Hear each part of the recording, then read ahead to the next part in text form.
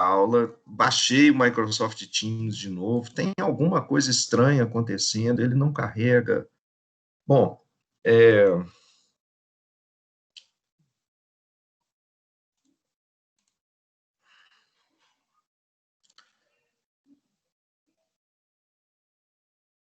e parece que parou o vídeo. Tá gravando, né? Tá. Ok. Espero que esteja todo mundo me ouvindo.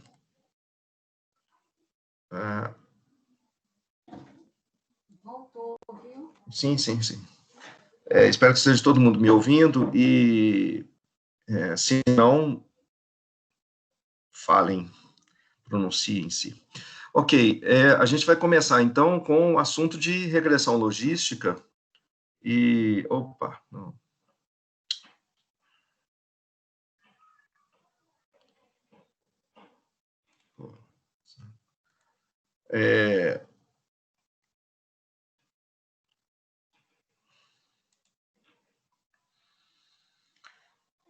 E vamos lá. Esses slides, eles são do curso de Deep Learning que a gente ofereceu pela primeira vez no ano passado, no departamento, ou semestre passado, né, no departamento pela primeira vez.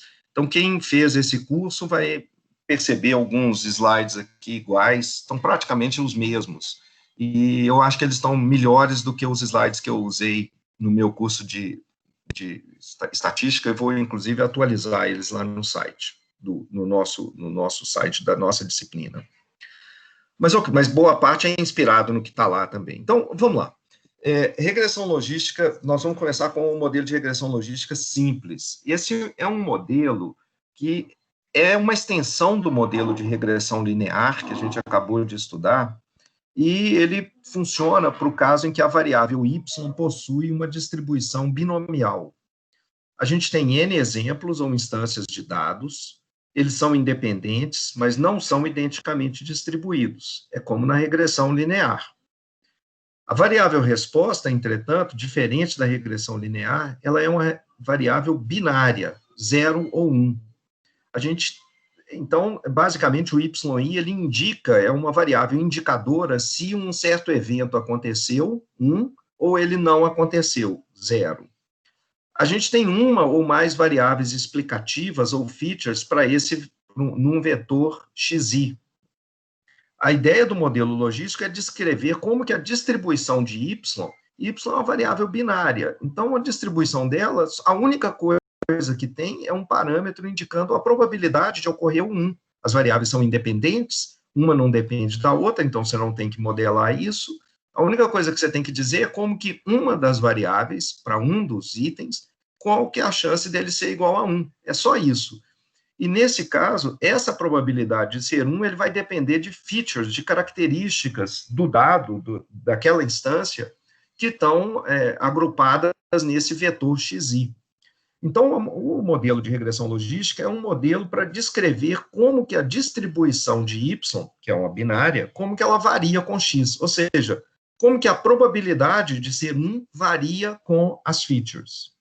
Então, é isso aqui que nós estamos criando, um modelo para a variável y condicionado num conjunto de outras variáveis que a gente vai considerar como fixas, elas estão dadas. Dado esse conjunto de features x, como que a variável y se comporta. Eu vou explicar o modelo de regressão logística com um exemplo particular. Esse teste de desenvolvimento de Denver, ele serve para detecção precoce de problemas em crianças. Ele é aplicado em crianças entre o nascimento e os 6 anos de idade e serve para confirmar suspeitas, não, avaliação que os pediatras podem ter quando eles estão nas consultas usuais, rotineiras, né? Se o pediatra começa a suspeitar de algum problema de desenvolvimento motor ou cognitivo nas crianças, eles fazem esse teste. O teste, ele, na verdade, é uma bateria de itens ou de subtestes. São 125 itens e eles estão subdivididos em 4 domínios de funções. Testes associados com desenvolvimento pessoal, social, teste motor adaptativo, testes de linguagem e testes de motor grosseiro. Os itens incluem coisas muito simples, porque, lembra, é para crianças desde o nascimento até os 6 anos de idade. Então, os itens, esses 125 itens aqui, são testes, por exemplo, para ver se ele coordena o olho com a mão, se ele acompanha uma mão que se varia mexendo na frente da cara dele, do bebê. Manipulação de pequenos objetos, produção de som, ele consegue falar papá, mamã, repetir? Capacidade de reconhecer, entender e usar a linguagem, controle do corpo para sentar, caminhar, pular. É claro que alguns desses testes não podem ser feitos com um bebê de poucos meses, por exemplo, pular, não faz o menor sentido, o bebê mal nem está engatinhando ainda. Então, esses itens, esses 125, eles não são aplicados todos ao mesmo tempo para a criança, eles dependem da idade da criança. Então, alguns itens são aplicados dependendo da idade da criança, são mais apropriados para bebês muito novos, outros para crianças com 2 anos, outros com crianças com 4 anos, etc. Cada um desses 125 itens está representado por uma barra que contém as idades em que 25, 50, 75 e 90% das crianças estudadas apresentaram as habilidades sugeridas. Então, geralmente, para o pediatra, ele olha, ele aplica o teste, e a criança passa no teste ou não, e ele olha o seguinte, olha, essa criança que está com essa idade, quantas crianças já deveriam estar sendo, com essa idade que ele tem, quantas crianças já deveriam estar realizando o teste? Então, se o pediatra verifica, olha, é só 25% das crianças com essa idade que ele tem são capazes de ser bem-sucedidos nesse teste. Então, se essa criança não foi bem-sucedida, não tem nenhum motivo de preocupação. Mas, se por outro lado, já 90% das crianças deveriam estar fazendo o teste, deveriam ser bem-sucedidos no teste, e essa criança não foi bem-sucedida, existem 2 razões. Você começa a ter motivos de preocupação e provavelmente a criança vai ser encaminhada para exames mais minuciosos.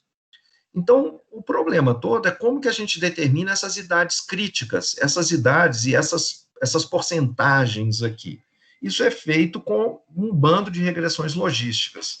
Nós vamos estudar uma única tarefa, uma única só, um daqueles itens apenas, e ver como que essas barrinhas e essas porcentagens aqui aparecem, então. Então, o teste ele é aplicado, você tem uma criança, ela chega lá, ela faz um conjunto pequenininho de testes, digamos, 8 ou 9 testes dos 125, que são apropriados para a idade dela, e você verifica se ela já devia, se a imensa maioria das crianças com aquela idade já devia estar fazendo o teste, se ela não passa, é motivo de preocupação. Então, como é que a gente determina essas idades críticas para um dos testes, eu vou chamar às vezes de teste, tarefa ou item? A gente pega uma amostra, o teste ele é feito, ele é desenvolvido, ele é aplicado, ele é um teste longo, então pessoas médicos especializados no assunto selecionam uma amostra de N crianças de diversas idades e que não têm problemas de desenvolvimento. Como é que você sabe que elas não têm problemas de desenvolvimento? Bom, eles fazem uma série de exames extremamente aprofundados, minuciosos, acompanhamento intenso pelos médicos, o acompanhamento posterior, que pode eliminar a criança da amostra, caso mais tarde, no futuro, descubra-se que ela tinha problemas de desenvolvimento. Então, é um estudo científico, ele é feito ao longo de 1 ou 2 anos, e no final desse período, você tem para um conjunto de crianças, então, N crianças de diversas idades, e que não têm problemas de desenvolvimento, a gente pede a elas para executar a tarefa de um dos itens. Nós estamos considerando apenas um dos itens. O YI é 1 se tem um sucesso, e YI é igual a 0 caso exista um fracasso. A 20ª criança não executa a tarefa. Então, no caso de crianças sem problemas de desenvolvimento, as tarefas são muito simples e mais cedo ou mais tarde, todas elas acabam executando a tarefa sem erros, porque fica muito simples. O sucesso ou fracasso depende principalmente da idade X da criança. Se ela for velha o suficiente, ela vai executar a tarefa. Por outro lado, se ela for muito nova ainda, é quase impossível que ela consiga executar a tarefa, muito nova para a tarefa que está sendo dada.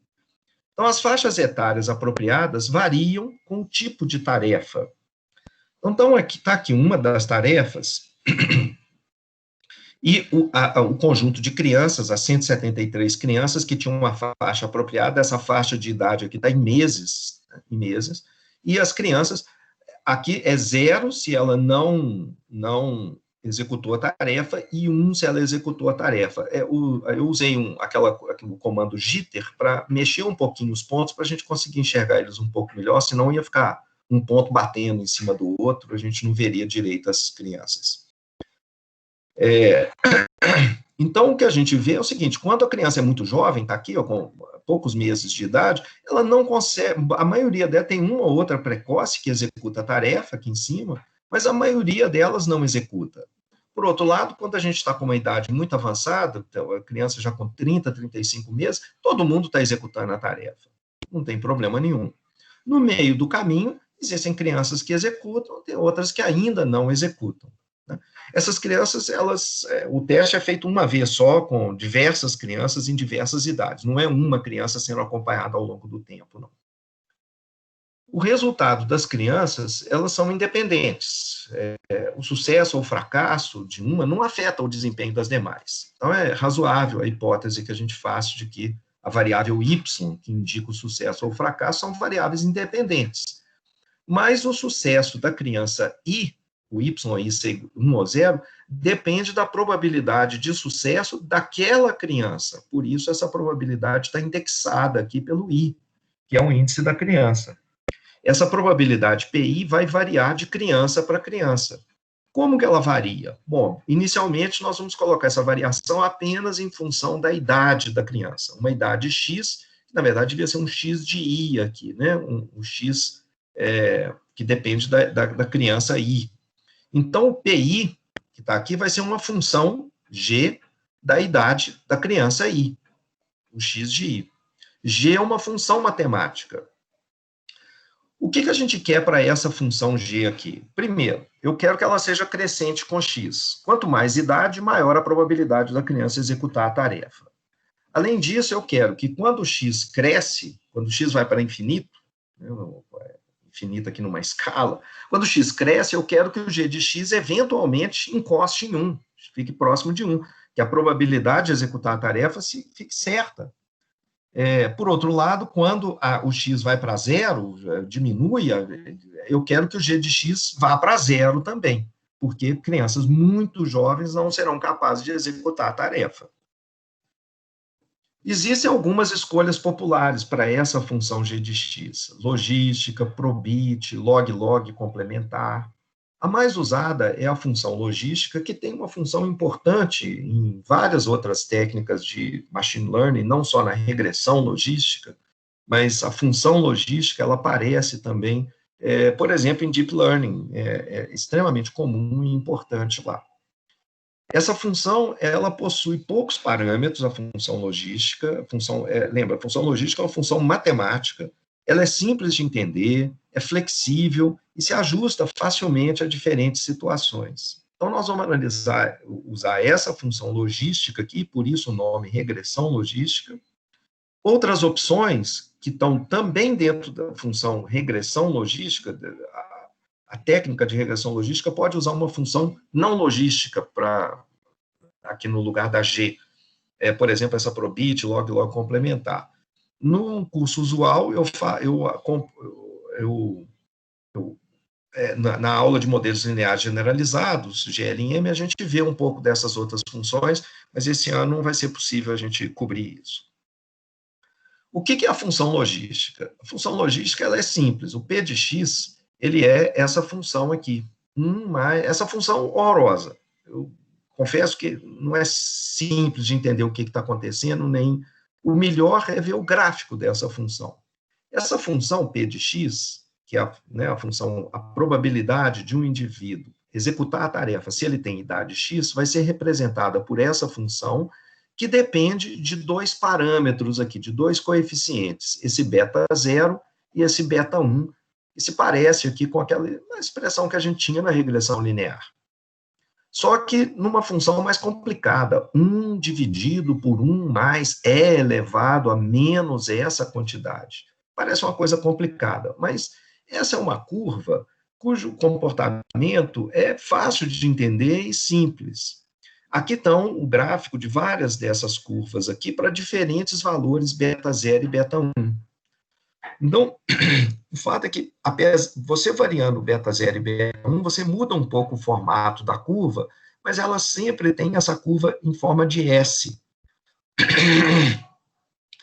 Esse S ele pode ser bastante ter uma situação, ser bastante íngreme aqui, né, como nessa linha tracejada aqui. Ele pode ter uma inclinação um pouco mais suave, como nessa outra curva contínua, e você pode ter essa curva deslocada aqui no eixo para lá e para cá. Quem controla o grau de quão íngreme é a curva aqui e aonde que ela está localizada no eixo X, são exatamente esses dois parâmetros, beta 0 e beta 1. Então, mas as características dessa curva, embora ela possa, então, variar de acordo com o quão íngreme que ela é e aonde que ela está localizada ao longo do eixo, ela tem algumas características que aparecem sempre. Primeiro, ela é sempre na forma de S. Pode ser um S mais em pé, ou um S mais suave, mas é sempre um S. Além disso, ela começa em zero. Aqui, se o x for para menos infinito aqui, se você deixar o x crescer, diminuir, desculpe, ela vai para zero. Embora ela nunca encoste exatamente em zero, ela não bata no valor zero, ela tem uma assíntota no valor zero. Ela fica cada vez mais próxima de zero, até um ponto em que ela é tão próxima que é praticamente zero para todos os efeitos práticos. E também, quando o x aumenta, ela encosta em 1, ela vai se aproximando aqui de 1. Na verdade, ela pode... Bom, a gente vai ver daqui a pouquinho que ela pode ter um S virado ao contrário também. Ela pode ter a forma de S, assim, onde quando o x diminui, ela fica próxima de 1 e ela diminui em direção a zero na outra direção. Então, pode ser um S invertido, né, espelhado. A gente vai estudar agora como que essas curvas, como que elas modificam quando a gente trocar esses beta 0 e beta 1 e o que eles controlam, mas só antes de fazer isso, eu vou usar uns slides aqui do Flávio e do Pedro Olmo, que são os slides de ICD, que eles usaram no curso deles de ICD, onde a gente tem um exemplo diferente, bom, deixa eu usar esse slide só por um minuto, 3 slides apenas, só para mostrar por que a regressão linear não é uma boa ideia nesse problema. Aqui a gente tem os lances do LeBron James, um jogador de basquete bastante conhecido, e a gente tem aqui se ele teve sucesso ou não ao fazer um lançamento, aqui se o shot, quando ele mandou a bola para a cesta, se ele conseguiu incestar ou não, 1 é sucesso, 0 é fracasso, e aqui uma outra variável é a distância em que ele estava desse local do shot em que ele fez. 0 significa que ele estava exatamente debaixo da cesta. E aí está, então, um gráfico aqui onde x é a variável que você acha que afeta a probabilidade dele fazer a cesta, e aqui a cesta 1 ou 0, de novo, com um jitter, esses valores deviam estar todos exatamente em cima do 0 ou exatamente em cima do 1. Eles estão mexidos aqui, porque senão a gente nem conseguiria ver direito, todos esses pontos aqui estariam todos empilhados em cima do 1. Então, o que a gente vê aqui? Tem bastante tentativa, então, né? E o que a gente vê é que quando a distância é curta, ele está próximo da cesta, ou exatamente debaixo da cesta, a gente vê que na maioria das vezes, na maioria dessas tentativas, ele teve sucesso. Tem muito mais pontos aqui em cima no 1 do que pontos aqui embaixo, se a gente olhar só para essa faixa de valores. E aqui na frente, a mesma coisa, a gente vê que quando a distância é grande, ele está a 25 ou 30 metros de distância, ele acerta algumas vezes, mas a maioria das vezes ele errou. Tem muito mais pontos aqui embaixo, ou pelo menos tem mais pontos aqui embaixo do que aqui em cima. Não é uma imensa maioria aqui embaixo, mas o cara é bom mesmo, né? Curiosamente, aqui no meio, ele tentou menos vezes. Não é que ele tem, o 1 é menor aqui, na verdade ele tentou menos vezes, né? Você vê que tem muito ponto aqui, de baixo, aqui, ó, se você olhar aqui a quantidade de pontos aqui, e curiosamente tem muito ponto aqui também, a 25, 30 metros. Aqui no meio, menos pontos. Menos tentativas, né? Tanto zeros e uns, se você olhar, não tem tantos pontos ali. O fato é o seguinte, ajustar uma reta de regressão nesse ponto. Eu estou usando o y, lembra? O y seria 1, exatamente 1 ou 0, essas pequenas variações em torno do 1 aqui são artificiais, é 1 ou 0. Se você simplesmente faz lá, faça a regressão linear, não importa, chama lá o comando e passa para ele a feature que é a distância, o y é isso daqui, o que ele vai fazer é simplesmente um cálculo numérico, ele está aqui a reta de regressão linear para esse problema.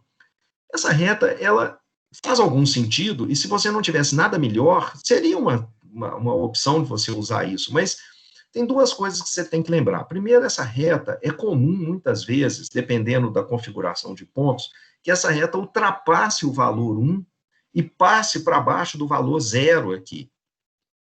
Gente, né? O que você está tentando modelar não é o valor 1 ou 0. Você está tentando modelar aqui a probabilidade do indivíduo fazer a cesta se você está a uma certa distância y, você está a uma distância x da cesta.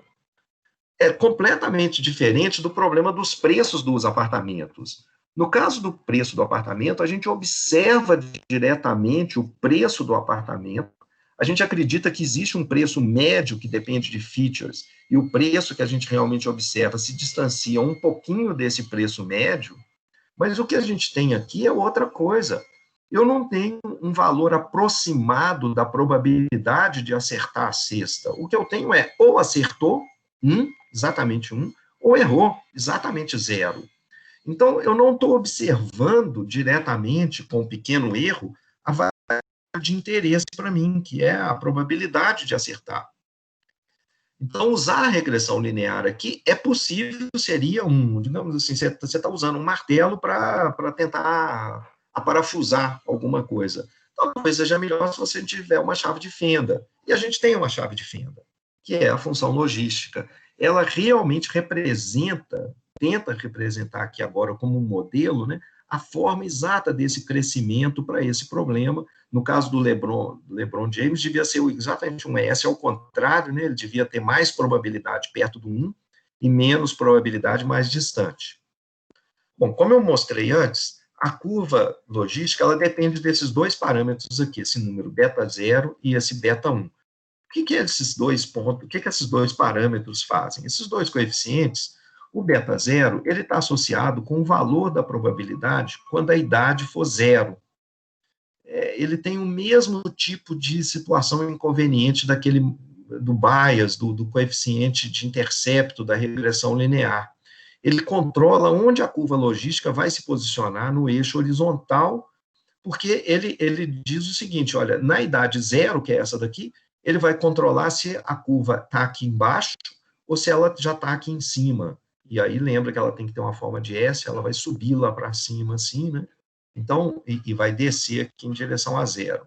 Então, o beta 0 está controlando aonde, quando x é igual a 0 aqui, aonde que essa curva está passando ao longo do eixo vertical. Ela tem que estar entre 0 e 1, que é uma probabilidade, e ele controla isso. O outro parâmetro, beta 1 dividido por 2, é a inclinação da reta tangente no ponto em que o px chapéu é meio. Deixa eu explicar isso. Você chega aqui na probabilidade meio. Você volta aqui e acha o x em que a probabilidade é meio. Deixa eu pegar essa outra curva aqui, bem fininha aqui, ó, tipo, esse pontilhadinho aqui, que é um pouco diferente ali do 0. Você chega aqui, se a curva fosse essa daqui, o valor x em que a probabilidade é meio seria esse daqui, ó, mais ou menos 25, 24, 25, por aí. Então, o valor beta 1, ele está controlando a variação, a inclinação da reta tangente, ou seja, a inclinação da curva nesse ponto que está aqui.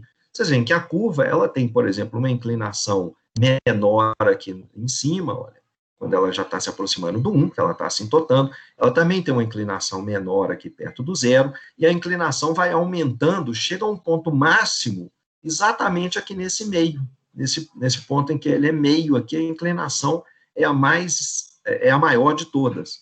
É essa inclinação que o beta 1 está controlando. Então, com esses dois parâmetros, você controla completamente esse S. Você controla aonde que ele está passando aqui, quando fixando a altura da curva nesse ponto 0, e depois você controla a inclinação nesse ponto de máximo aqui. O resto cai como um castelo de cartas, o resto da função S. Então, aqui a gente precisa agora responder uma série de perguntas. A gente precisa responder o seguinte: como que a gente escolhe a melhor curva logística para se ajustar aos dados empíricos que a gente tem? Lembra lá do nosso problema com as crianças? A gente vai voltar nele. Como que eu obtenho os coeficientes, esse beta 0 e o beta 1, de uma curva, de uma regressão logística? E como escolher a melhor curva logística? Melhor em que sentido? E como que eu posso avaliar se o modelo logístico é um bom classificador ou um bom modelo para os meus dados? O classificador está entrando aqui de encherido, viu? Não devia ter essa palavra aqui, não. Como que eu posso generalizar o modelo se tiver, não devia ter essa, ele pode ser usado como classificador, é porque eu não estou dando um exemplo de classificação nesse problema das crianças, né? Então não devia estar usando essa palavra aqui. Mas a regressão logística pode também ser usada como um problema de como uma técnica para fazer classificação. Como que eu posso generalizar o modelo se eu tiver várias features? Então, se além da idade da criança, a probabilidade dela executar a tarefa depender também da escolaridade da mãe, do sexo da criança, se é menina ou menino, etc. Então, a gente vai responder todas essas perguntas. Então, estou voltando aqui com as minhas 173 crianças e eu gostaria de escolher uma boa regressão logística para adaptar esses dados, para representar a probabilidade de uma criança com idade X realizar a tarefa. O modelo que eu estou adotando é esse daqui. Agora eu vou escrever essa anotação, que é a anotação típica de Deep Learning.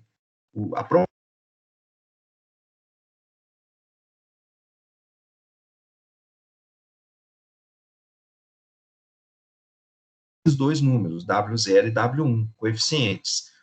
Escolhendo diferentes coeficientes, W0 e W1, você tem diferentes curvas. Como que a gente pode escolher um W0 e um W1 compatíveis com os dados, que façam sentido com os dados? A ideia é escolher esse W0 e o W1 de tal forma que os dados que a gente está observando, os números aqui, olha, esses dados, eles possam de fato ser gerados se a curva que você escolher for a curva verdadeira.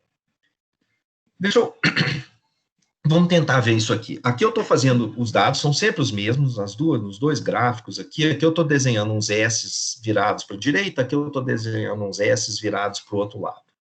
Observa que, aqui, então, cada uma dessas curvas que estão aqui são simplesmente a mesma curva matemática que está aqui, escolhendo diferentes valores para o W0 e para o W1.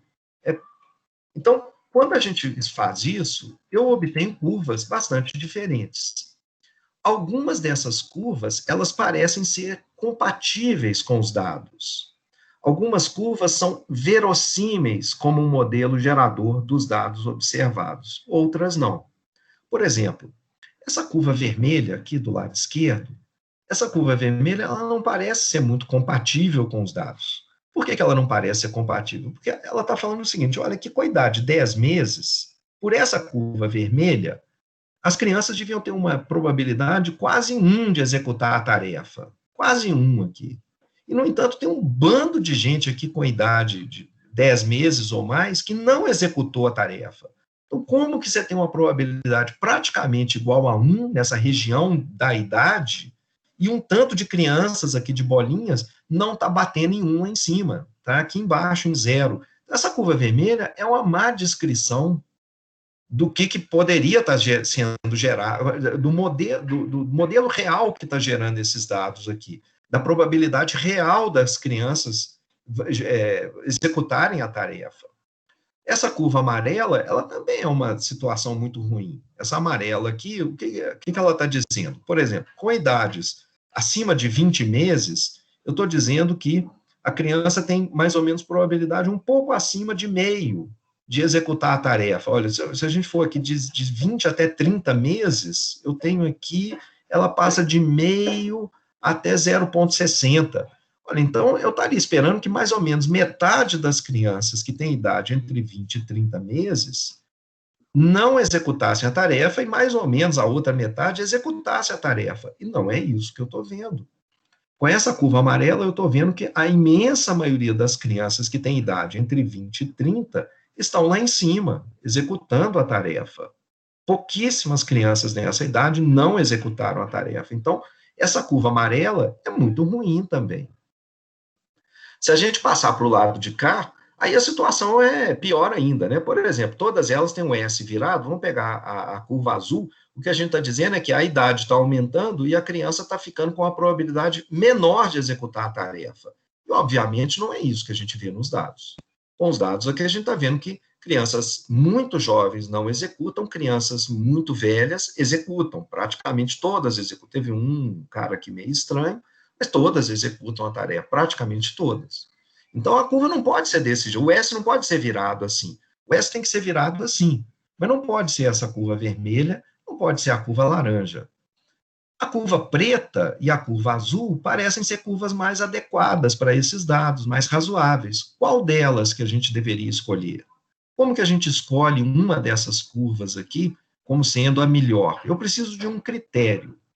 A ideia aqui do nome verossímil, que eu estou usando, é porque o que a gente vai aprender agora é um exemplo do método de máxima verossimilhança, que a gente vai estudar de maneira mais geral logo em seguida, e esse método foi criado por esse cara que está aí, o Sir Ronald Fisher. Foi o maior estatístico que já existiu, eu realmente tenho uma admiração imensa pelos trabalhos dele. Ele foi uma espécie de Isaac Newton da estatística. Em 1922, ele escreve um paper, as ideias todas principais dele foram publicadas.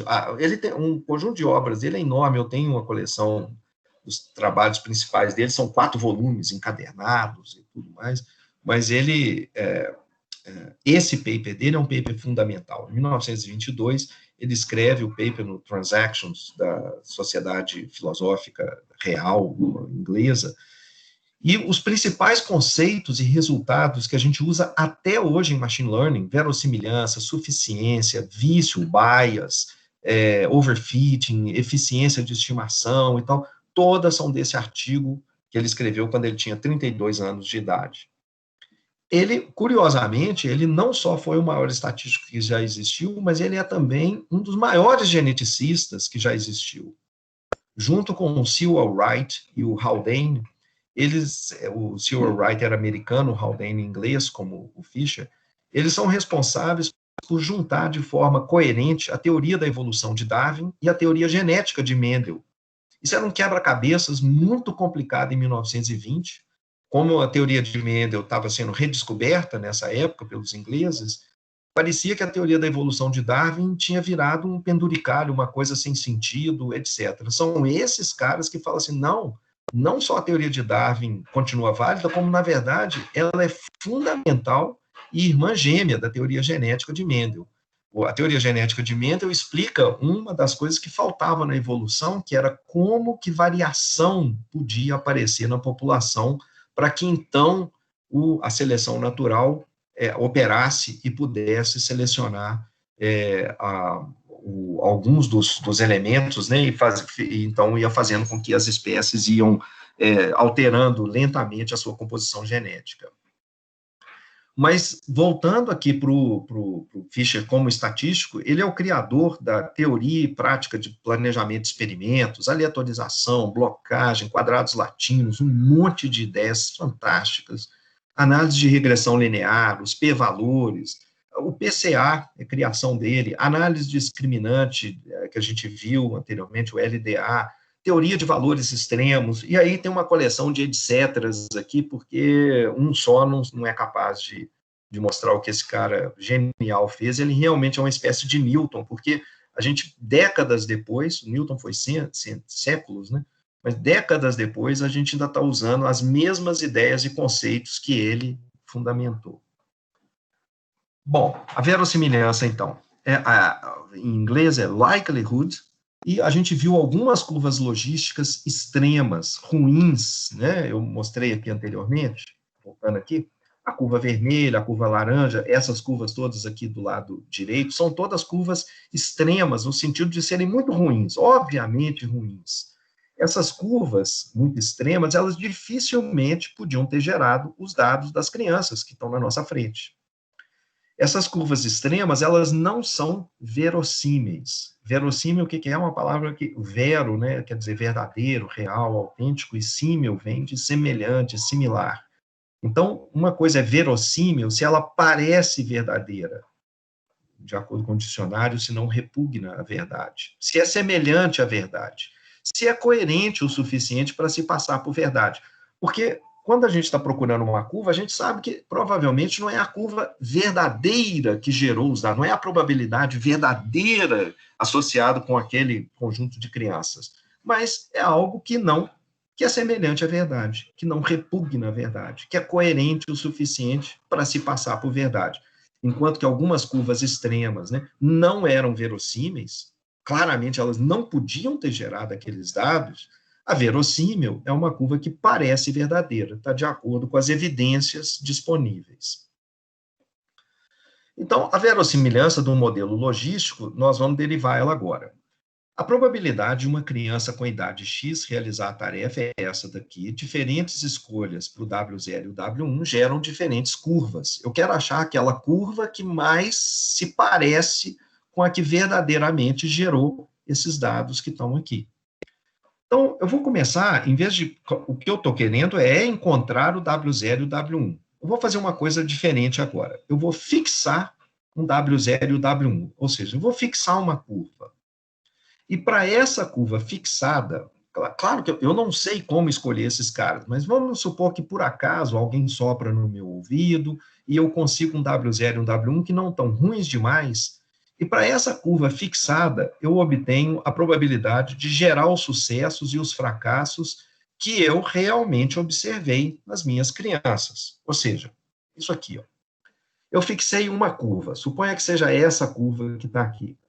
E aí eu estou olhando do lado de cá, eu vejo que algumas crianças, elas realmente, a probabilidade dela executar a tarefa era alta, e ela realmente executou, foi 1.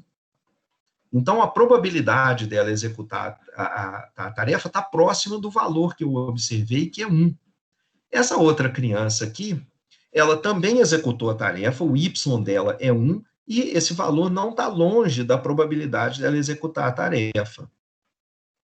Já essa criança aqui, olha, que tem essa idade de 22 anos, de 22 meses, ela não executou a tarefa, o Y dela é 0, e isso está bem longe aqui da probabilidade dela executar a tarefa. Essa outra aqui tem uma distância moderada entre a execução que ela realmente teve e o que você estaria predizendo, a probabilidade dela executar a tarefa, e assim por diante. Então, observa essas duas curvas que estão aqui. Essa curva da direita, ela é diferente dessa curva da esquerda. Quando a gente olha para essas duas curvas, a gente vê claramente agora que essa faz sentido a gente preferir essa curva da esquerda do que essa curva da direita. Essa curva da direita, ela parece ter uma distância maior entre o que realmente aconteceu, que são os uns e zeros, que é a única coisa que a gente observa, a gente não observa as probabilidades diretamente.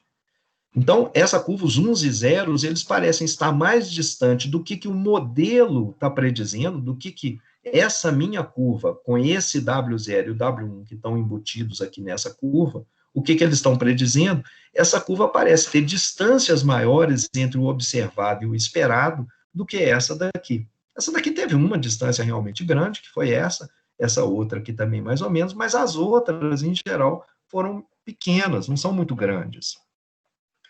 Então, a ideia aqui do método vai ser o seguinte: para cada curva possível, eu vou calcular a probabilidade de gerar os valores 0 ou 1 que eu realmente observei.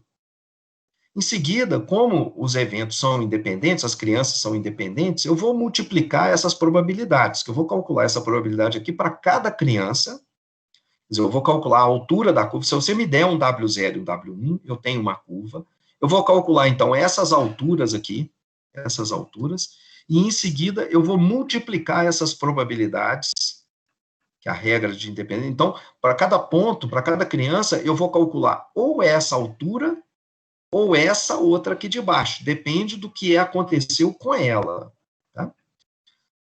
Então, eu obtenho a probabilidade para cada curva e para qual curva eu vou olhar onde que essa probabilidade é máxima. Deixa eu sei que isso vai ficar mais claro agora com esse próximo exemplo, onde eu vou ter 5 pontos. Eu tenho 5 crianças apenas, com essas idades aqui em meses: 5, 12, 22, 25 e 30. E os Y correspondentes são esses daqui. Isso é o que a gente realmente observou. É o que a gente realmente tem. Eu vou fixar aqui um W0 e um W1, então não importa agora, na verdade, eu quero saber como que eu escolho um bom W0 e um W1. O meu critério vai ser definido assim: o W0 e o W1 vai ser aqueles dois valores que vão fazer uma certa função ser pequena, uma função de custo.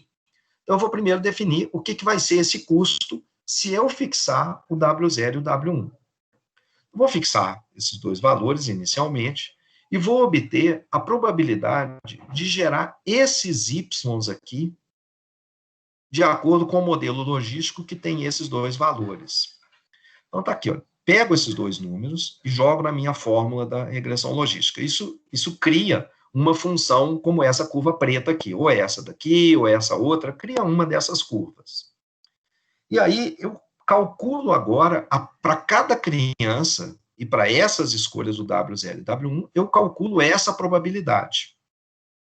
E como as crianças são independentes, eu vou gerar as probabilidades, quer dizer, na verdade, eu calculo essas probabilidades e vou calcular essa outra probabilidade mais extensa aqui. Não de uma criança, não só o sigma, mas eu vou calcular a probabilidade de uma criança que tem um certo sigma, qual que é a chance dele ser 0.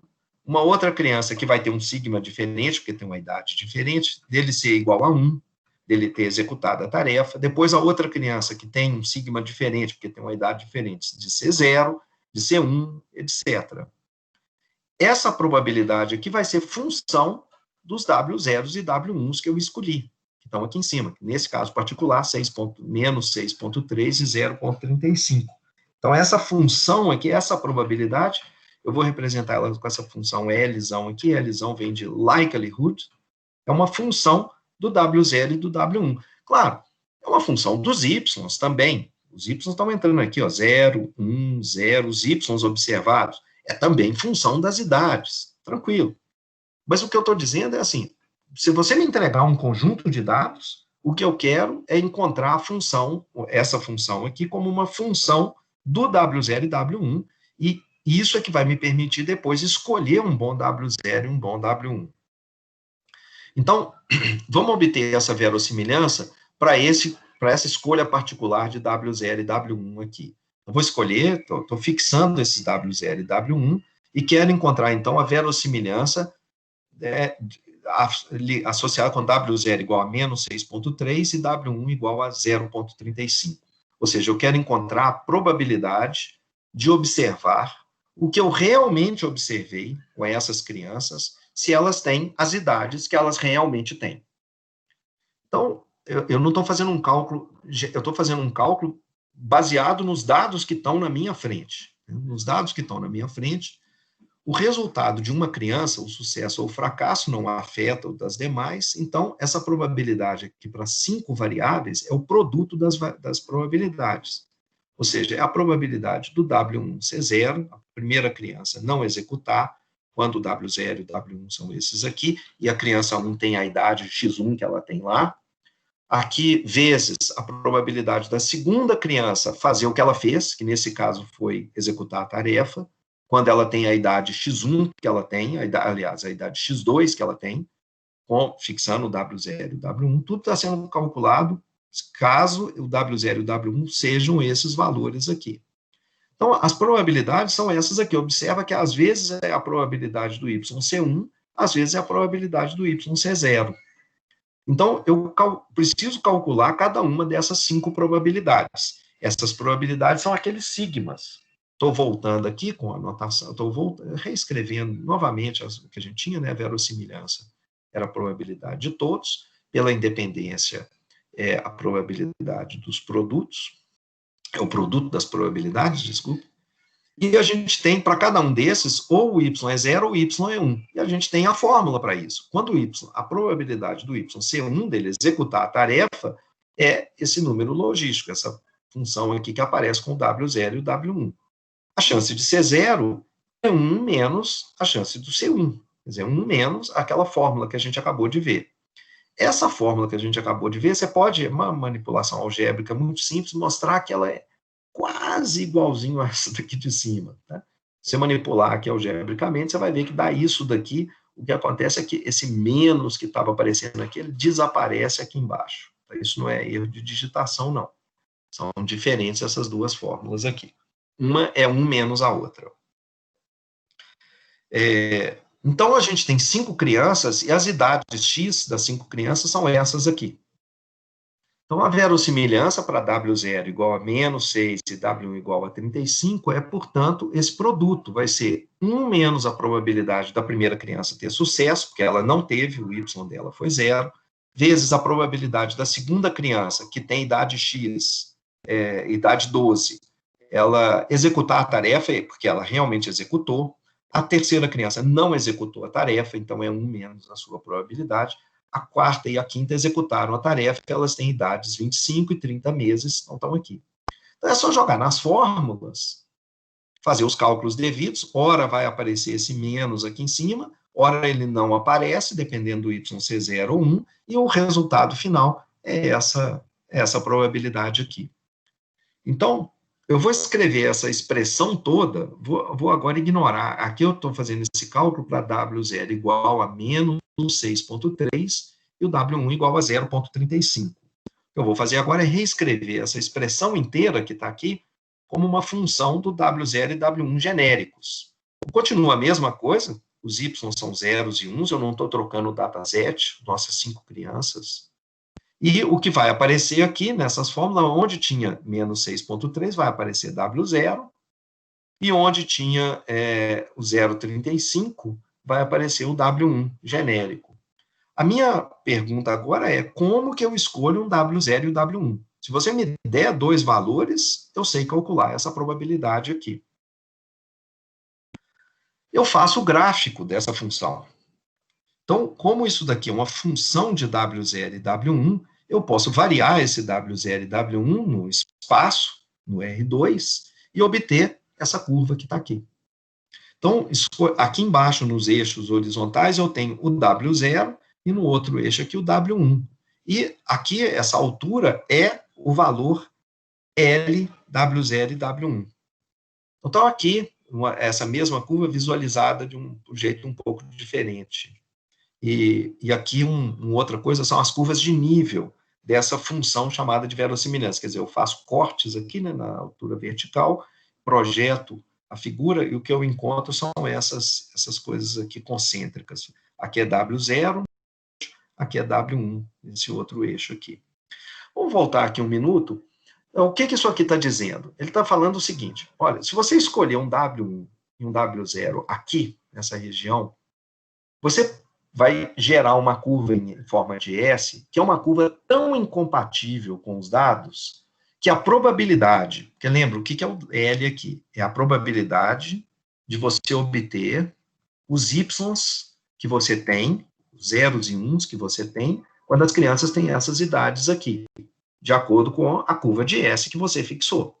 Então, se a gente escolher um W0 e o W1 localizado aqui nessa posição do plano, o que a gente tem, a probabilidade, que é a superfície aqui, ela é tão próxima de zero, ela praticamente é zero, né? Deve ser diferente de zero na 25ª casa decimal. Então, ela é zero para todos os efeitos práticos. O que você está encontrando é que, se você escolher um W0 e W1 iguais a esse, você vai ter uma função, uma curva em S tão inverossímil para gerar os dados, que a chance dos dados serem gerados por ela é zero. É praticamente zero. Existem outros valores de W0 e W1 muito mais razoáveis, muito mais verossímeis para gerar os dados. Se você escolher, por exemplo, esse ponto aqui, o W0 e o W1 associados com esse ponto de máximo, quer dizer, alguma coisa que está aqui, aqui na curva de nível fica mais fácil da gente ver, né? O W0 deveria ser mais ou menos esse valor, e o W1 deveria ser mais ou menos esse valor aqui. Esse ponto central, isso corresponde a esse ponto de máximo que a gente está vendo aqui. Então, esse ponto, essa escolha de W0 e W1, a escolha gera uma curva em forma de S, que é a mais verossímil para gerar os dados, é a mais compatível com os dados, é aquela que fica mais colada aos dados verdadeiros, zeros e uns aqui. É uma curva em forma de S, cujas probabilidades de gerar os uns e zeros que a gente realmente está vendo é a máxima. Quer dizer, o valor de W0 e W1, essa escolha aqui, ela torna máxima a probabilidade de observar o que a gente realmente observou. Torna máxima a chance de ver, por exemplo, se você repetisse o experimento com crianças com as mesmas idades, a chance de você observar os mesmos y que você gerou, que você observou anteriormente, ela é máxima se a curva de S verdadeira tiver esses dois parâmetros, W0 e W1. Então, o estimulador de máxima, ele é o valor dos coeficientes W0 e W1 que maximizam essa função de verossimilhança. A notação que a gente usa é essa daqui, o W0 chapéu e o W1 chapéu, eles são, aqui a função L, que depende do W0 e W1. O que eu quero é maximizar essa função, eu quero maximizar ela em termos do W0 e do W1, que são os argumentos da função. E o que eu estou querendo é exatamente o valor do argumento da função que torna essa função máxima. Eu nem estou interessado no valor do L, eu não estou interessado nessa altura aqui, não. Eu estou simplesmente interessado. Não, tudo bem, vai ter um ponto de máxima, mas o que realmente eu quero que você me diga é quem é o W0 e o W1, quem é o ponto no plano que está associado com esse ponto de máximo aqui. Então, eu não quero saber o valor do L, eu quero saber o argumento W0 e W1 que faz a função L ser máxima. Ou seja, eu quero o argumento que maximiza a função L. Pelas curvas de nível do exemplo, né, que a gente acabou de ver, essa daqui dá para ver visualmente que deve ser alguma coisa como -2 e 0,1, aproximadamente isso. Agora, a gente precisa de um algoritmo numérico para maximizar essa função. O método eficiente é o método de Newton, ou Newton-Raphson. Ele é usado até hoje. E o que a gente faz, o método de gradiente descendente, que você vê em Deep Learning, é uma tentativa de facilitar um pouco esse método de Newton, que, se a gente pudesse, a gente usaria, era o método de Newton mesmo. A gente usa gradiente descendente lá por causa da derivada segunda, que eu vou falar daqui a pouquinho, que é difícil de calcular em Deep Learning. Então, como que funciona esse método de Newton? Vamos ver um caso unidimensional primeiro, e nós estamos voltando aqui na aula de cálculo numérico. Tá? No cálculo numérico, eu quero encontrar o ponto x estrela, tal que f de x estrela seja o máximo da função f de x. Então, caso unidimensional, não é nem W0, W1, é uma função f de x, uma curva no plano lá. Dizemos que o x estrela é o ponto de máximo da função, ou seja, o x estrela é o argumento que maximiza a função f de x. Como que a gente encontra o x estrela? No curso de cálculo, a gente deriva a função f, obtendo a função derivada, é uma função de x, e aí você iguala essa derivada a zero e resolve para x, quer dizer, isola o x, né? Isso significa que você está procurando o x que faça a função derivada ser zero. Outro nome para isso é encontrar a raiz dessa equação. A raiz é esse ponto x que faz isso aqui ser zero, o tal do x estrela. Então, por exemplo, se a função f de x é essa daqui, e eu estou querendo encontrar o ponto de máximo, que é esse camarada, o que a gente faz em cálculo é, você faz a derivada da função, tá aqui a função derivada de função que é polinômio e exponencial é fácil, né? Usa a regra da cadeia e encontra a função f' de x. Plum, tá aqui. Agora, iguala f' de x igual a zero e tenta isolar o x. Neste caso aqui, é fácil. Embora a função pareça uma função complicada, na verdade é muito fácil. Se a gente iguala isso aqui a zero, você passa isso aqui para o outro lado do zero, é isso daqui. Essa exponencial você pode cortar dos dois lados. Você pode também simplificar parcialmente aqui o x, né, o polinômio, e o que você vai encontrar no final é que raiz quadrada de x tem que ser esse cara, ou seja, x é o quadrado disso, x é esse daqui. Então, acha facilmente o ponto de máximo. A função tem que ter um ponto de máximo, né, um ponto em que a derivada é zero, a derivada da função é esse ponto aqui, a derivada aqui em cima, a reta tangente, ela tem inclinação zero, é esse cara aqui, só tem um ponto de máximo, a gente achou ele facilmente fazendo aqui a derivada, encontrando. Só que na imensa maioria das vezes, a gente consegue isolar o x. Por exemplo, se a função for essa daqui, que é um pouquinho diferente, essa função aqui, ela tem claramente um ponto de máximo aqui, está aqui, evidentemente, então, e você calcula a derivada, igual a zero, e tenta isolar o x, você não vai conseguir. Não tem jeito.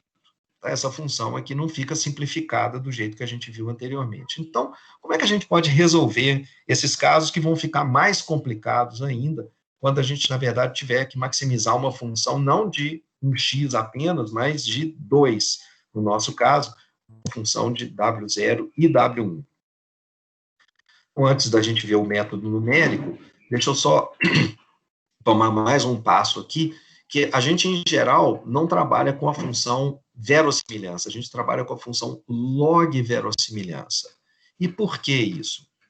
A verossimilhança, ela, em geral, é a probabilidade de observar os dados que estão na sua frente. Em geral, a gente tem vários dados, as amostras são grandes.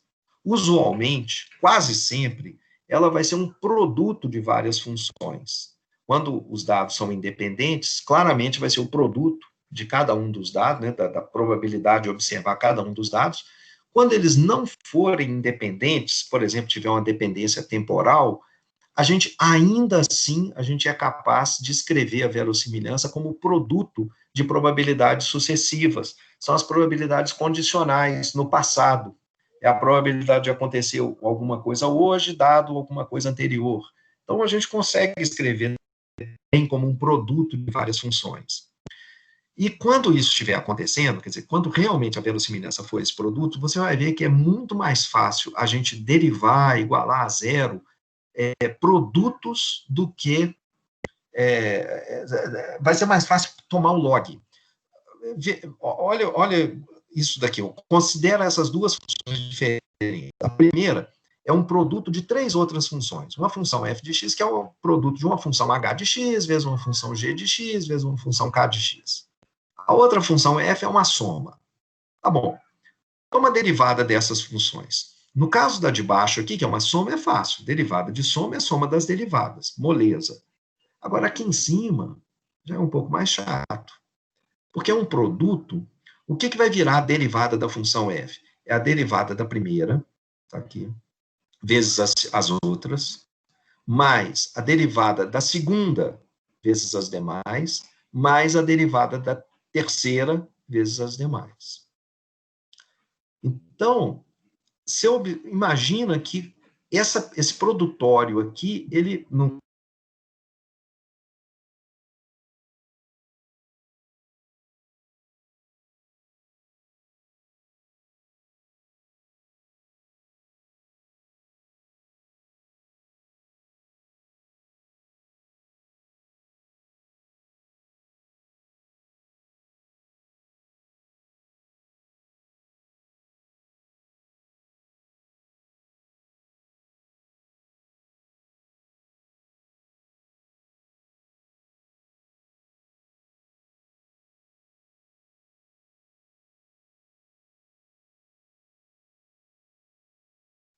Professor, nós não estamos te escutando.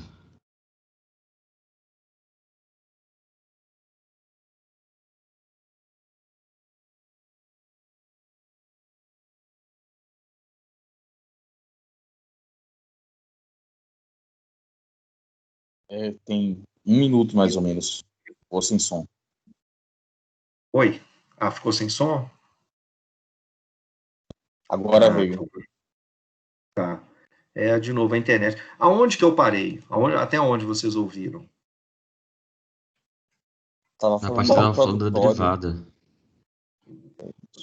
Do log, né? Vocês estão aí na parte do log, é isso? Foi antes disso. A página Antes anterior. disso? No finalzinho da anterior. Aqui? Você estava falando do produto Alô? das derivadas. Aqui. Tá. Uma. Então, o que eu estou Isso fazendo é aí. contrastando uma função que é o produto de funções com outra que é a soma de funções. A derivada de uma função que é soma de outras é fácil, é simplesmente a soma das derivadas.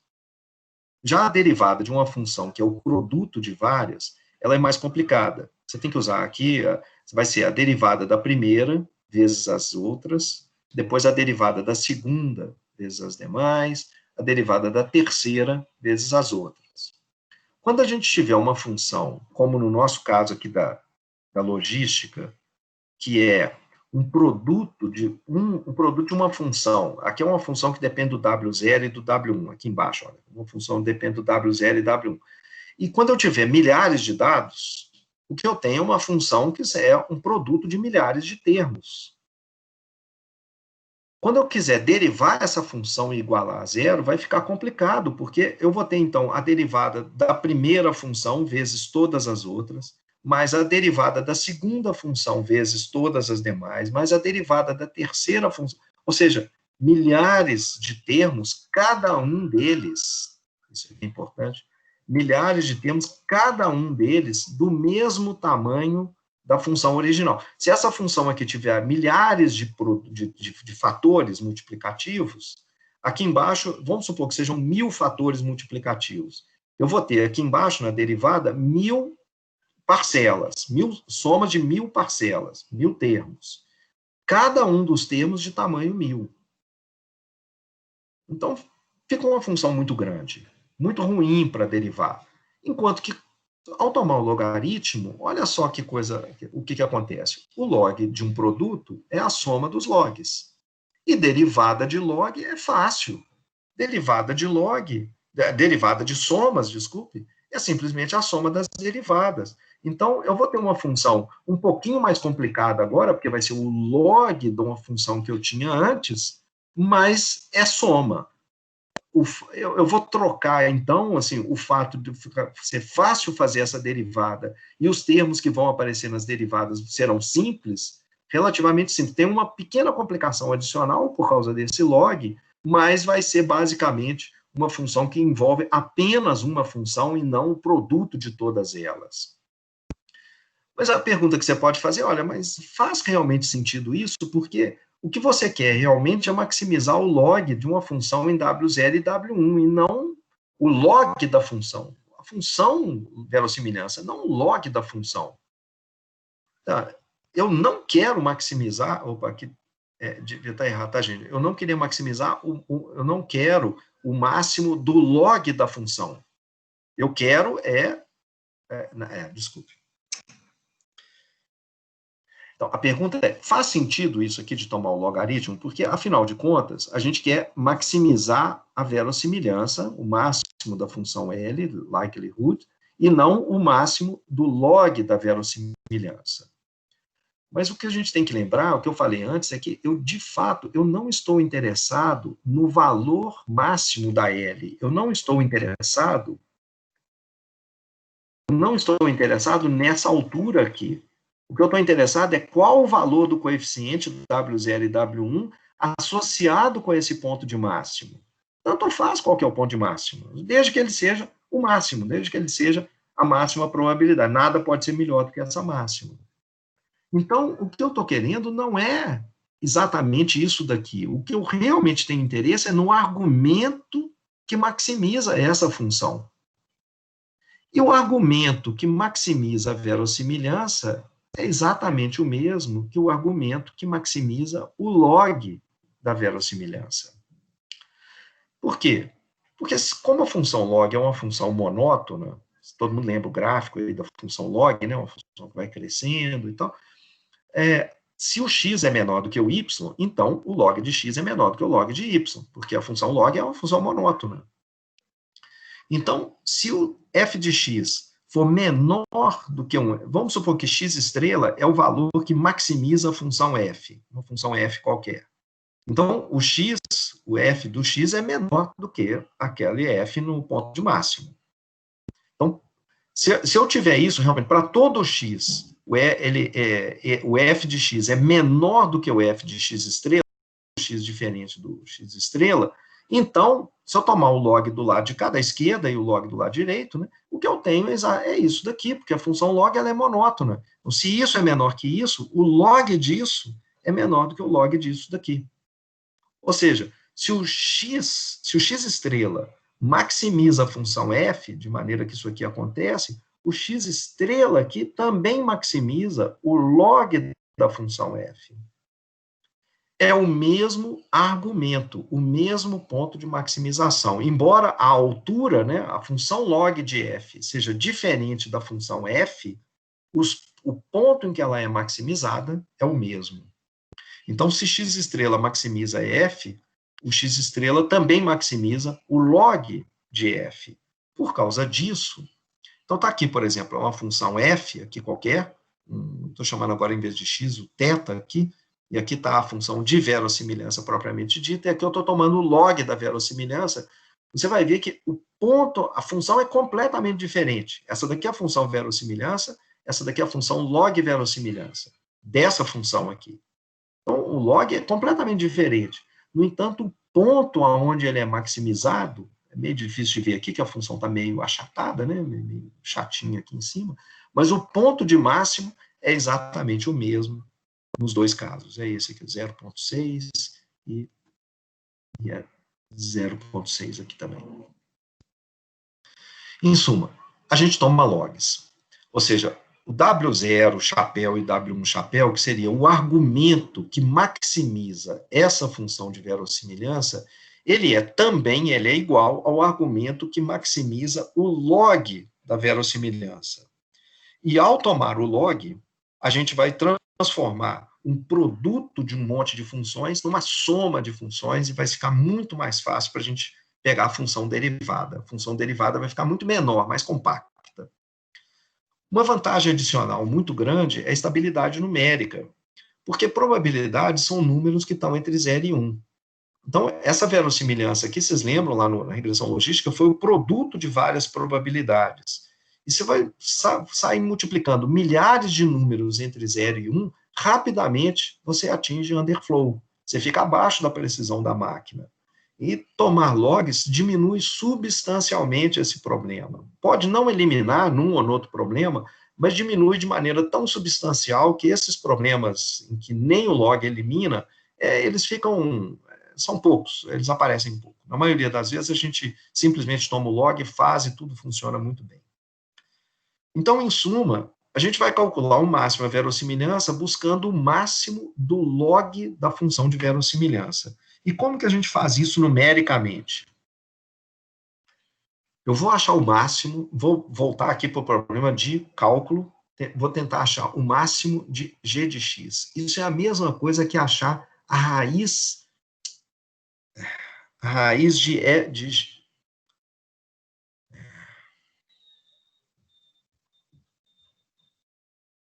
Esse aqui devia ser a raiz de g de x, tá, gente? Achar o máximo de g. A raiz de g' de x.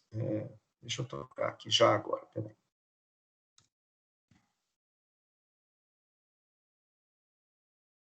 Então, achar o máximo de g de x é a mesma coisa que achar os pontos aonde a derivada é zero. Então, isso significa achar a raiz de g' de x. Eu vou chamar de f de x essa função derivada aqui, para evitar ficar carregando essa função derivada o tempo inteiro. Essa função derivada eu estou simplesmente chamando de f de x. E isso significa achar as raízes da equação f de x igual a zero. Então, eu tenho aqui uma função f de x, essa função f aqui. E o meu problema matemático é como que eu vou encontrar o ponto x em que essa função, que na verdade é uma função derivada, né, mas é uma função matemática, o ponto em que essa função é igual a zero. Aqui está uma explicação intuitiva, como é que o Newton pode ter pensado. Essa animação aqui está vindo lá da Wikipedia, e ela é muito legal. Ela está fazendo o seguinte, olha, vamos esperar só ela terminar aqui e voltar no início. Esse primeiro ponto aqui, cadê o ponto x0? Isso aqui, ó, ele vai começar. E nesse ponto x0, opa, não tem como parar essa animação, né? Esse cara aqui é o primeiro ponto, é o x1. Nesse primeiro ponto, eu vou traçar a reta tangente à curva que está passando aqui. Qual que é a intuição? A intuição é a seguinte: se essa curva, qual que é a dificuldade de achar o f de x igual a zero? É que essa função f é uma função complicada. Se ela fosse uma função simples, por exemplo, se ela fosse uma linha reta, era mole achar esse cara, né? Se ela fosse uma linha reta, por exemplo,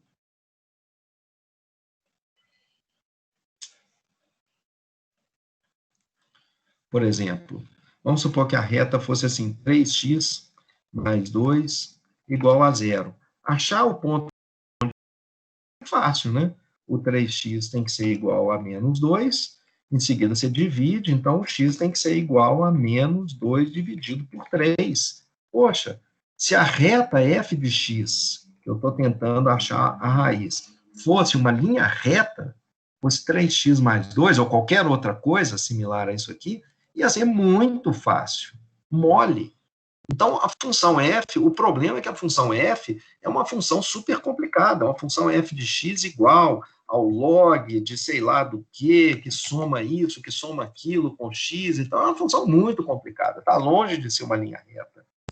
Bom, então realmente a função f, ela não é uma linha reta, mas o que a gente faz então é forçar ela a ser uma linha reta ali. E fazer essa aproximação aqui, esse cálculo que a gente está fazendo. Como que eu posso fazer ela ficar aproximadamente uma linha reta? Eu vou fazer o seguinte.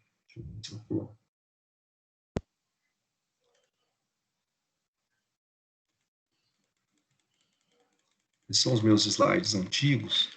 Eu estou vendo que não vou conseguir achar ele agora, não.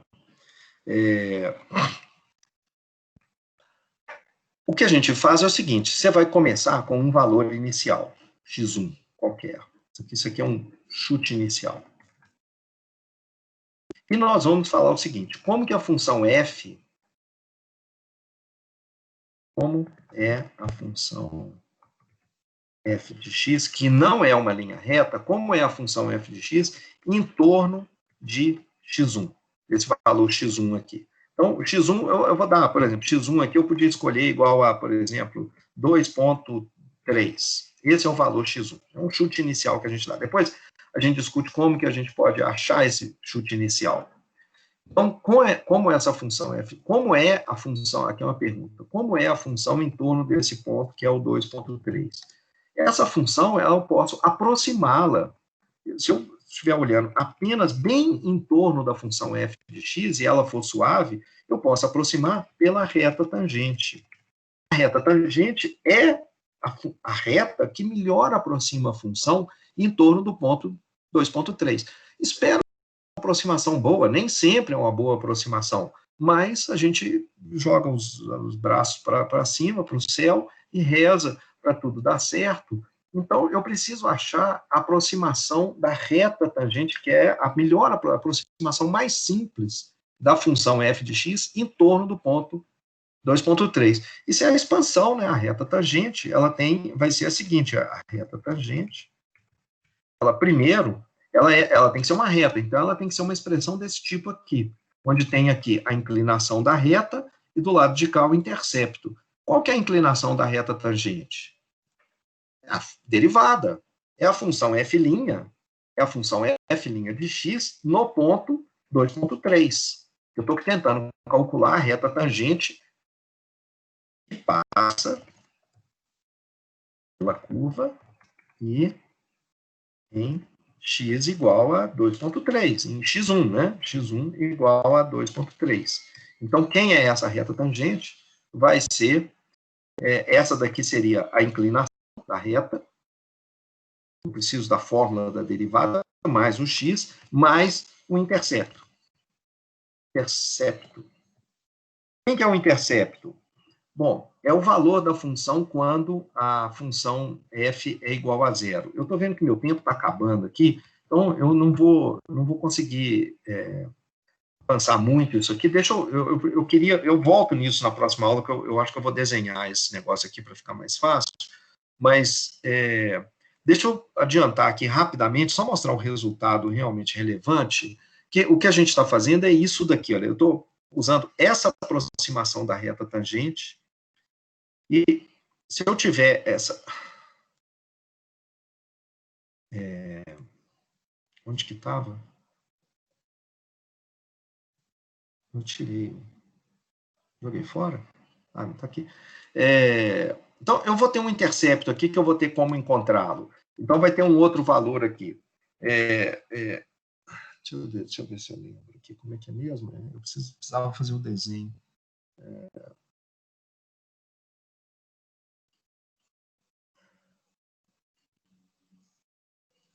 F', não estou lembrando agora. Eu vou chamar de B aqui, esse intercepto aqui, que eu não estou lembrando agora. Mas o fato é o seguinte, se essa é a reta tangente, eu sei calcular esse B, que eu não estou lembrando, vi um branco aqui agora, eu igualo isso a zero, igualzinho eu fiz aqui. Ao igualar isso a zero, é fácil encontrar o meu x, que faz com que a reta tangente corte o eixo y igual a zero. Corte onde a reta tangente corta o eixo, onde ela se anula. Eu acho, então, aqui, como consequência, que o x é igual a alguma coisa, que vai ser, na verdade, menos o f' 2,3 dividido por esse b, que está aparecendo ali. O menos aqui aparece porque o b passa para o outro lado. Então, eu acho a solução aqui x desse negócio. Essa é a ideia do Newton. Olha só que coisa incrível. Ele falou o seguinte, imagina que eu começo aqui no x1, faço a reta tangente, pego esse cara, esse foi fácil. Agora eu uso esse cara como ponto inicial, faço a reta tangente, pego esse novo cara. Faço a reta tangente, pego esse novo cara. Faço a reta tangente aqui, pego o novo ponto que ele cortou. Eu já estou praticamente no ponto onde a função f corta o eixo. Em 4 passos, eu achei rapidamente, simplesmente pegando, aproximando a função azul pela sua reta tangente em cada ponto e iterando esse procedimento. Então, a ideia do Newton, que é essa daqui, que você observa a ideia a partir do desenho, né, ela começa com um valor inicial, x0, e pode dar errado se esse valor inicial for muito ruim, mas, em geral, a gente tem, por exemplo, o procedimento de regressão logística, a gente tem uma ótima maneira de escolher esse valor inicial. Pegando esse valor inicial, a gente simplesmente itera até convergir essa equação que está aqui, que é a equação que dá essa fórmula que eu mostrei anteriormente aqui, essa fórmula, esse desenho aqui, que fica, no caso da regressão, no caso do Matt Newton, fica exatamente essa formuleta que está aqui.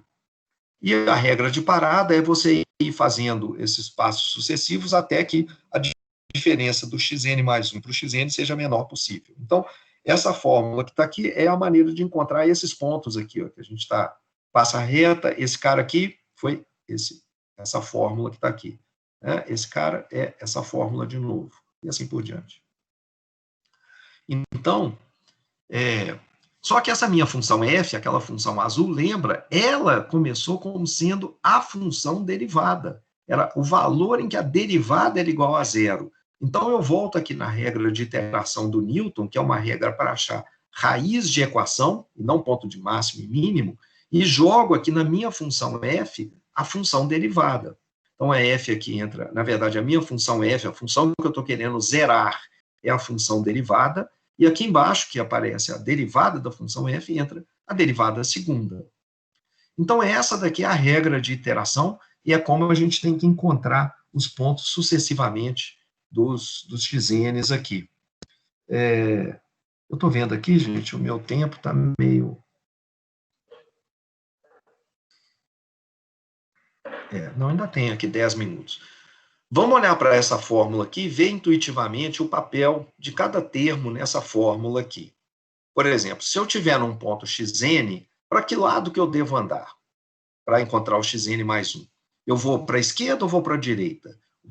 Pela fórmula aqui, eu pego o xn e subtraio essa quantidade aqui. Vamos ver se isso faz sentido. Então, para decidir só para que lado eu devo andar, além de decidir para que lado eu devo andar, eu devo também decidir quanto que eu devo andar, né? Quanto que eu tenho que subtrair aqui. Então, vamos olhar para isso nessa explicação aqui intuitiva. Aqui está a fórmula de Newton, de como achar o ponto de máximo da função g. Então, a função g, que vai ser o nosso log verossimilhança, eu quero achar o ponto de máximo. Essa função g, ela está dizendo o seguinte, você está aqui num ponto xn, é esse cara aqui. E aí você tem que andar para a direita ou andar para a esquerda. Obviamente, aqui a gente tem que andar para a direita, do lado de cá, para encontrar esse ponto verde. Então, eu quero somar alguma coisa aqui no xn. Vamos ver se é isso que para esse lado que o xn mais 1 está indo. O que eu faço é pegar o xn e subtrair alguma coisa. Essa alguma coisa que eu subtraio, ela depende da derivada da função e da derivada segunda. Olha o que acontece aqui. Eu estou olhando duas funções aqui. A minha função verde, e suponho que eu tenha também essa função roxa aqui. Essas funções têm pontos de máximo em posições bem diferentes, que são essas daqui. Mas nos dois casos eu tenho que andar para a direita. Tá? A minha derivada aqui, a minha reta tangente, ela é essa reta preta que está aqui. E essa derivada da função g', né, a derivada da minha função g, desculpe, é o valor do g', essa derivada ela é positiva. Então, o que eu estou fazendo é pegar... Bom, aqui fica meio difícil, não sei se vocês lembram disso, mas é g duas linhas, que é a curvatura da função, ela também vai ser positiva aqui. Mas o que eu vou ter, então, eu vou estar esse g... desculpe, espera aí. Não. Ah, tá, eu estou até fazendo aqui eu fiz aqui a conta exata. O meu g' aqui, olha, eu estou fazendo, grosseiramente, eu estou calculando aqui a inclinação, estou falando, esse ângulo aqui é π sobre 3, a tangente desse ângulo, né, para ser a derivada da função g', ela é mais ou menos 1,7. Então, a minha regra de iteração, ela falaria o seguinte, o xn mais 1 vai ser xn menos 1,7 dividido por g duas linhas G duas linhas no ponto xn, que é esse ponto xn aqui. Então, o que eu estou olhando aqui, essas duas curvas, tanto a verde quanto a curva roxa, elas têm a mesma derivada, que é essa daqui. Então, essa parte de cima é a mesma, tanto faz se a curva é a verde ou a curva roxa. Agora, vamos dar uma olhada no tanto que a gente vai estar andando aqui, o g duas linhas de x. O g duas linhas de x é igual a quê? G duas linhas de x no ponto xn, nesse ponto aqui. Olha, a curva verde, ela tem uma g duas linhas de xn muito próxima de zero, porque o g duas linhas é a curvatura, ele mede curvatura da função no ponto. Então, quando a curva é uma reta, a curvatura é infinita. E quando a curvatura, a g duas linhas é o inverso da curvatura. Então, quando essa curva verde, ela tem muito pouca curvatura, e então o g duas linhas é próximo de zero. Já essa linha aqui, essa curva aqui, ela tem uma curvatura muito grande, né, nesse ponto, ela é bastante curvada, e o g duas linhas é agora um valor bem abaixo de zero. Então, chutando aqui dois números, eu só chutei uns números aqui explicativos, o g duas linhas aqui é negativo nos dois casos, e o xn mais 1, então, vai ser, eu vou caminhar na curva verde, eu vou caminhar, como esse valor aqui é menor, eu vou caminhar mais, eu vou andar mais para o lado de cá, enquanto que nessa curva roxa, eu ando menos para o lado de cá. Então, a função de Newton, ela tem dois valores importantes. Ela olha primeiro para a derivada. Olha, a derivada, se ela for próxima de zero, você pode andar pouco. Você já está chegando no ponto em que a função g, ela está chegando no ponto de máximo, que é o ponto em que o g' é zero. Mas o quanto que você tem que andar? Mesmo assim, né, olhando para o g', você tem duas funções que têm g' iguais, que é esse caso aqui. Quanto que você anda em cada caso? Depende da curvatura da função. Se a função tiver uma curvatura muito grande, significa que se você andar um pouquinho, ela já vai, provavelmente já está começando a descer, porque ela curvou muito. Já a curva verde quase não tem curvatura. Então, se você anda muito, você praticamente não sai da altura em que ela está. Então, a fórmula do Newton, você pode olhar ela de várias maneiras, e ela tem várias intuições interessantes para você pensar em como que você tem que caminhar. O método de Newton, quando ele converge rapidamente. É um dos métodos mais eficientes que a gente tem. Na verdade, boa parte dos métodos hoje existentes são variações em torno do método de Newton, de séculos atrás. Então, quando ele converge, ele faz isso rapidamente, mas nem sempre ele converge. Existem algumas condições que garantem a convergência, mas, em geral, essas condições, embora elas sejam garantidas no caso da regressão logística, elas nem sempre vão ser válidas no caso, ou em quase todos os casos de regressão logística, elas geralmente não vão ser válidas em modelos mais complicados, como os modelos de Deep Learning. Eu vou parar aqui, gente, porque eu preciso mostrar agora a generalização do método de Newton para várias variáveis, várias features, e aí vai entrar exatamente o modelo aqui, onde a gente vai ter matrizes, etc., ou vetor gradiente. Então, vamos deixar isso para a aula que vem, e eu volto também fazendo um desenho um pouco mais lento dessa parte aqui que eu tirei da Wikipedia e que eu achei que era sensacional, porque estava dinâmico, mas eu estou achando que está dinâmico demais. Não tem jeito de parar, né? Tem jeito de parar esse GIF? Não, né? Então, acho que não. Então, seria bom que parasse para explicar um pouco mais devagar. Pessoal, então, vamos parar por aqui, a gente retoma na próxima aula. A gente está aprendendo duas coisas juntas aqui ao mesmo tempo. Nós estamos aprendendo a regressão logística, estamos aprendendo um pouco de verossimilhança, mas ainda não é a teoria de máxima verossimilhança. Assim, é um exemplo do uso de verossimilhança, mas a gente vai ver a teoria geral de máxima verossimilhança, é um ponto fundamental que a gente não pode terminar esse curso sem ver. Tem alguma pergunta, gente?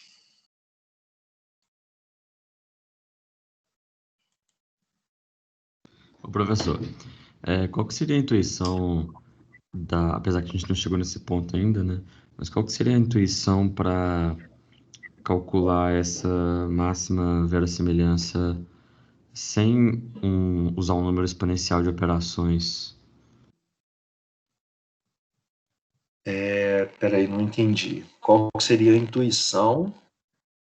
É porque lá na forma que você contou, o método ele recebe parâmetros da curva e a gente consegue calcular uma distância média, digamos assim, dos pontos até a curva, né? E aí, com isso, a gente consegue calcular uma verossimilhança. Quem que está perguntando? Guilherme. Guilherme. Ô, Guilherme, eu estou até um pouco arrependido de ter colocado esse desenho aqui, sabe? Ele é usado até num outro contexto ali mais na frente, na teoria de estimação. Aqui, eu até, na hora que eu estava ensinando, eu comecei a perceber que eu achei que podia até confundir mais do que... no método de máxima verossimilhança, eu não faço uso dessa distância aqui, desse número. Em nenhum lugar você vai ver 1 menos essa curva.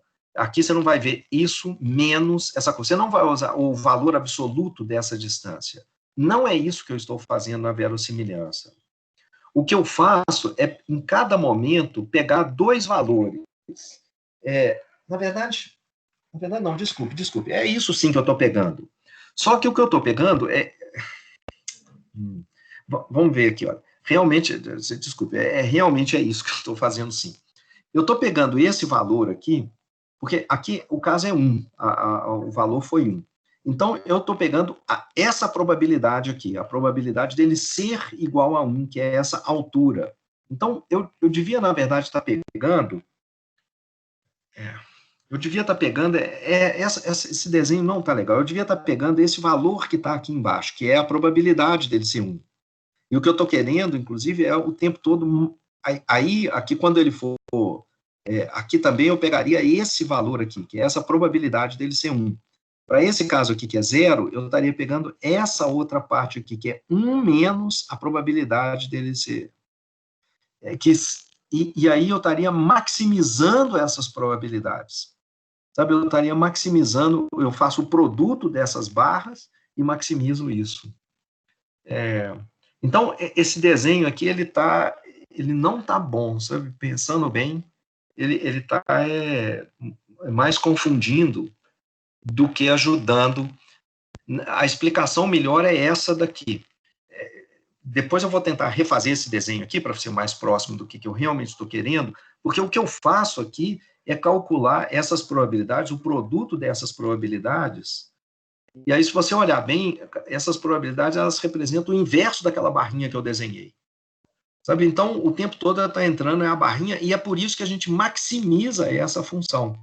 Porque eu faço o produto dessas barras e eu quero o máximo disso, em vez de minimizar. Claro, você podia falar, não, pega essas barrinhas aqui e minimiza isso, é verdade, mas a verossimilhança ela é feita para maximizar a verossimilhança e não minimizar. Mas então, eu não sei se eu me desviei um pouco aqui, você podia refazer a sua pergunta para eu ver se eu consigo responder melhor? Sim, aí você, baseado nessa ideia de calcular a verossimilhança, você vai ter, digamos assim, você vai chutando a princípio, né? Vai chutando parâmetros que geram as curvas e calculando a verossimilhança para cada um. E aí, eventualmente, você vai decidir qual que tem a maior verossimilhança. Isso. Mas a ideia é que, a Na verdade, a gente vai princípio... fazer isso numericamente, né? Assim, igual está aqui, eu vou chutar um valor inicial para os parâmetros, e o método numérico aqui do Newton, iterativo, ele vai eventualmente me achar aquele ponto em que faz a derivada ser 0, que é esse cara aqui. Quer dizer, a função, essa linha azul é a função derivada. Então, aonde a derivada é 0. Mas é isso, mas no fundo é isso, ele vai tentando, né? Mas ele tem um método esperto para não fazer só por tentativa e erro, que é esse método Newton. Mas é isso mesmo, é um método numérico e tem que começar com um chute inicial. Mas aí, a pergunta então eu faço Aí a isso até pergunta a seria... Uhum. A pergunta seria que a ideia é que a gente vai chutando parâmetros que geram a curva e calculando a verossimilhança de cada uma. Mas como Beleza. que a gente deixa esse algoritmo... Como que a gente faz para esse algoritmo deixar de ter essa natureza de número de operações potencialmente gigantesco? Qual que seria a intuição para poder encontrar a curva de maior verossimilhança? Não sei se eu estou entendendo, Guilherme, mas é o seguinte, a gente tem um critério de parada do algoritmo. Você roda ele até que os pontos sucessivos, eu estou pensando aqui só nessa curvinha, eu estou procurando esse cara aqui. Esse x é o x aonde a função derivada, né, a g' de x, eu estou procurando o ponto em que a derivada é 0, se tiver só uma variável. E esse ponto em que a derivada é 0, essa função g', eu estou chamando de f de x, essa função azul aqui. Eu estou procurando esse ponto. Como é que eu faço? Eu vou achando esses caras sucessivos, tá vendo? Esses x's que estão aparecendo aí sendo iluminados o tempo inteiro. Começo com o valor inicial, acho esse outro, aí eu faço o procedimento de novo, acho esse próximo. Isso está sendo feito automaticamente.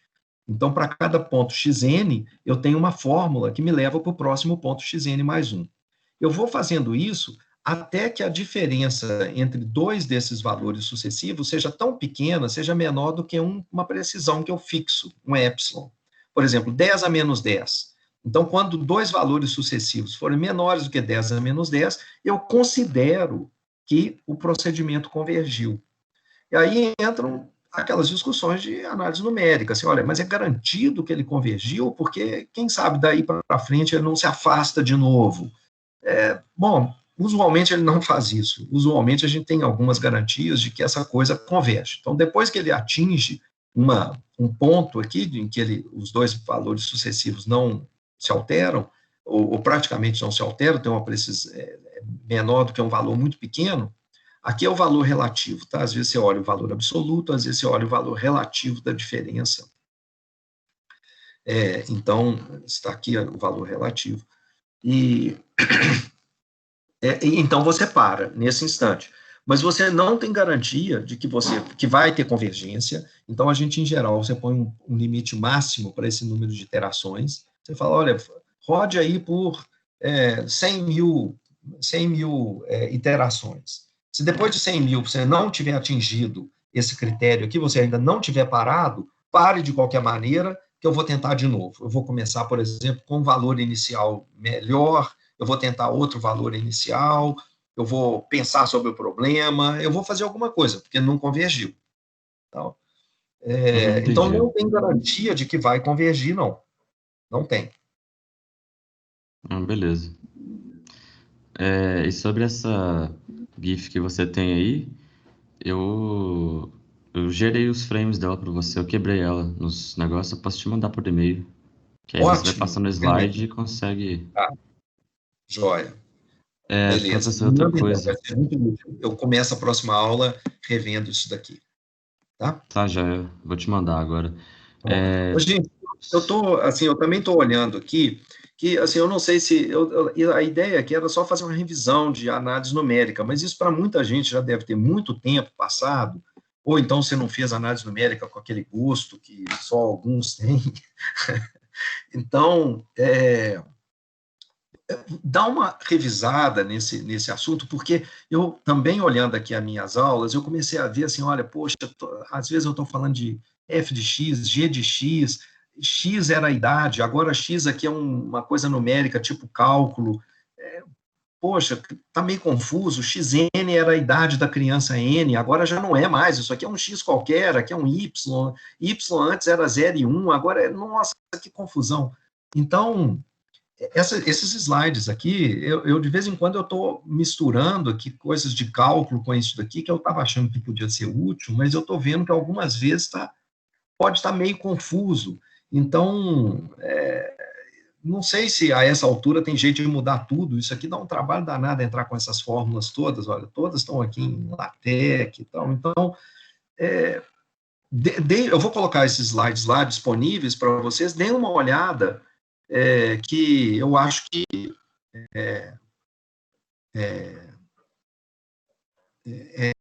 para você rever, para você relembrar essas coisas de cálculo numérico, tá? Mais alguma questão, gente? Não.